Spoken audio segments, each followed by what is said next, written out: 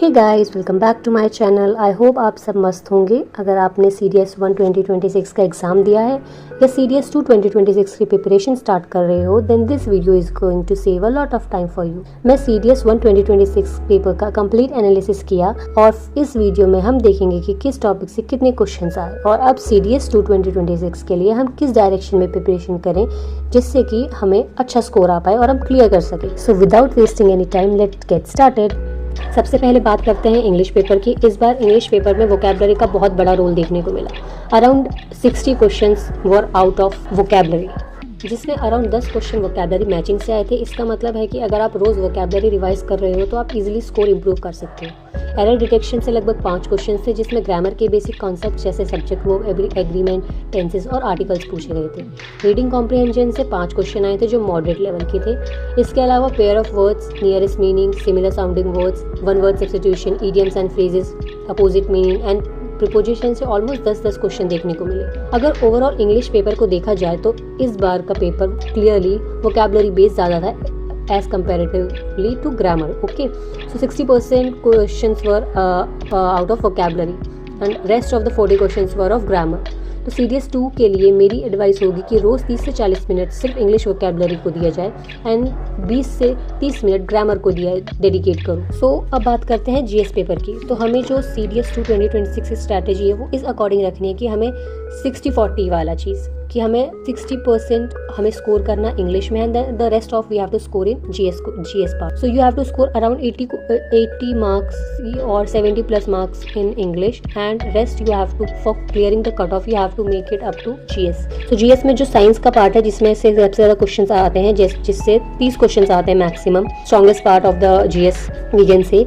History से हमें 18 से 20 क्वेश्चन आते हैं, ज्योग्राफी से भी 18 से 20 क्वेश्चन आते हैं और करंट अफेयर्स से 18 से 25 क्वेश्चन आते हैं। पॉलिटी से 12 से 15 क्वेश्चन आते हैं, इको से 8 से 12 क्वेश्चन आते हैं।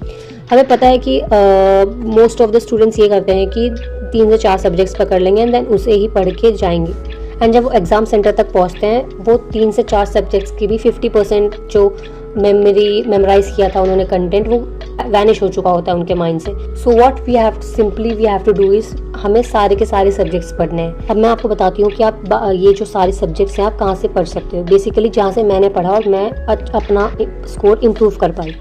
सो इंग्लिश के लिए मैं सोली फॉलो करती हूँ CDS जर्नी को। वहाँ पे जो मैम हैं वो इतने अच्छे से आपको वोकैबुलरी करा देंगी। उनकी जितनी वीडियोस आप एक बार वीडियोस उनको देख लो अच्छे से।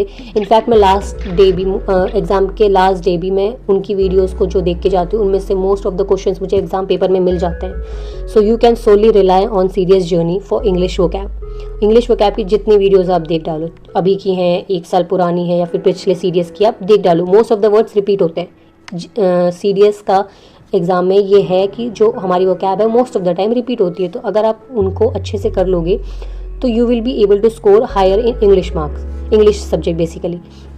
अब आते हैं बाकी GS पे। मैं तो सच बोलूँ, मैं GS इंग्लिश हर चीज़ के लिए CDS जर्नी को ही फॉलो करती हूँ।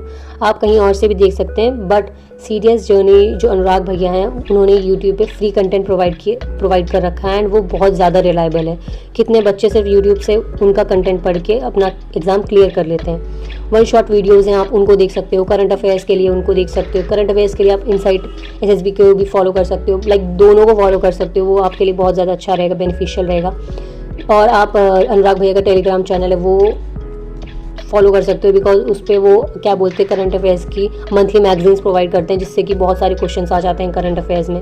और बाकी सब्जेक्ट्स के लिए मैं इनफैक्ट मैंने सच बोलूँ, मैंने अनुराग भैया का बैच ले रखा है। तो मैं ऐसा किसी टीचर्स को नहीं बोलूँगी कि कोई बेकार पढ़ाता है, कोई ये अच्छा पढ़ाता है, बट मैं उनको ही फॉलो कर रही हूँ। उनका जो बैच है मैंने वो ले रखा है, तो मैं तो प्रॉपर उनसे ले रही हूँ। लेकिन जो उनका YouTube कंटेंट है वो भी बहुत अच्छा है, क्योंकि मैंने पहले उनका YouTube कंटेंट फॉलो किया, देन मैं उनका स्विच किया, मैंने बैच लिया क्योंकि मुझे थोड़ा सा और अच्छे से प्रिपरेशन करनी थी। बट अगर आप प्रॉपर अच्छे से उनका YouTube कंटेंट भी फॉलो कर रहे हो तो आप एग्ज़ाम आराम से क्लियर कर सकते हो। सो गाइज, ये था CDS 1 2026 का कंप्लीट पेपर एनालिसिस। अगर एक लाइन में इस पेपर को समराइज़ करूँ तो इंग्लिश में वोकैबुलरी और GS में साइंस प्लस करंट अफेयर और ज्योग्राफी एंड पॉलिटी, ये सबसे ज़्यादा इम्पॉर्टेंट है। अगर आप आज से ही स्ट्रैटेजी के साथ प्रिपरेशन करना स्टार्ट करते हो तो CDS 2 में डेफिनेटली अच्छा स्कोर कर सकते हो। अगर वीडियो हेल्पफुल लगी हो तो लाइक करना मत भूलना, अपने सीडीएस एस्पिरेंट फ्रेंड्स के साथ शेयर ज़रूर करना और चैनल को सब्सक्राइब कर लेना, बिकॉज मैं रेगुलरली सीडीएस की व्लॉग्स अपनी डेली रूटीन पोस्ट करती हूँ, जो कि आपके लिए एक कंसिस्टेंसी मेंटेन करने के लिए बहुत हेल्पफुल हो सकता है और मोटिवेशन का भी काम करता है। Thank you so much for watching. मिलते हैं नेक्स्ट वीडियो में। जय हिंद।